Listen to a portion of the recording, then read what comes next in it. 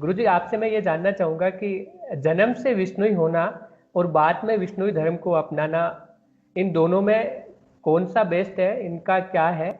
और इसकी अगर कोई दूसरे धर्म का लोग विष्णुई समाज में आना चाहेगा तो उसकी प्रक्रिया क्या है? अ, अभी तक ऐसा कहीं पर कोई संभव या कोई उदाहरण मैंने कोई सुना नहीं है कि भाई किसी और को विष्णुई बनाया गया हो।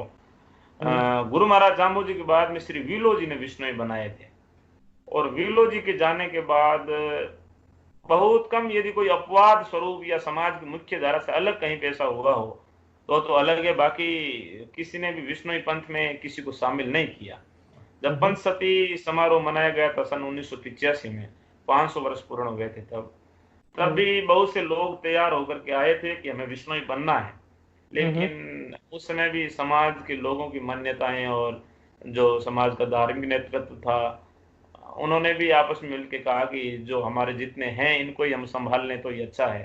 तब किसी और को विश्नोई बनाने का अधिकार या परंपरा मैंने अभी तक सुनी नहीं है।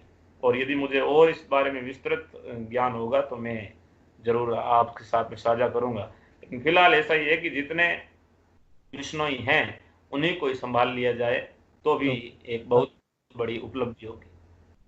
अभी मतलब अभी कोई इस पे हाँ, प्रक्रिया है नहीं आने के लिए। अब फिलहाल कोई ऐसा प्रक्रिया नहीं है। गुरुजी, लास्ट में मैं आपसे एक प्राणी मात्र, जीव मात्र के कल्याण के लिए स्पेशल संदेश जानना चाहूँगा।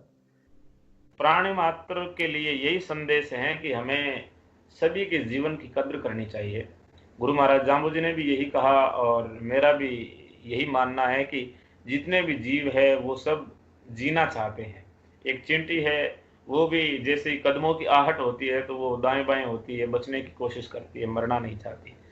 लेकिन हमारी वजह से किसी को कोई दुख पहुंचे, चाहे वो पेड़ हो, वनस्पति हो, चाहे प्राणी हो, हम इसी बात का प्रयास करते रहें कि अकारण हमारी वजह से कोई परेशान नहीं हो। और हम, यदि हम दूसरों को सुखी और दूसरों के लिए मंगल की कामना रखेंगे तो हमारा मंगल पहले होगा। दूसरों के लिए भलाई सोचो, दूसरों के लिए अच्छाई सोचो तो आपकी अच्छाई होगी।